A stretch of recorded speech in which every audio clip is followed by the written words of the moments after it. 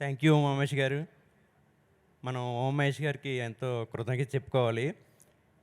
Silent valley గురించి ఒక తక్కువే చెప్తాను అసల. యాక్చువల్‌గా సైలెంట్ వ్యాలీలో 2 డేస్ ఉన్న తర్వాత నాకు చాలా విచిత్రంగా ఎప్పుడూ అర్థమైన విషయం ఒకటి అర్థమైంది.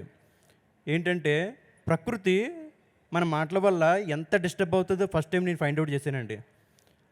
పరవశించే ఆ ప్రకృతిని మనం స్పర్శించడానికెళ్ళి అక్కడ అనవసరమైన మాటలు మాట్లాడడం వల్ల అది మనం పొందలేము ఆ అనుభవం.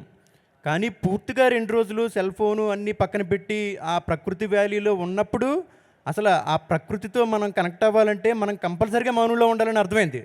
సో, ఆ మౌనంలో ఉండి మీరు ఆ ప్రకృతిని ఆస్వాదించేలాగా ఇలాంటి ప్రాజెక్టులు పెట్టడం అంటే ఇది ఒక అద్భుతమే నిజంగా.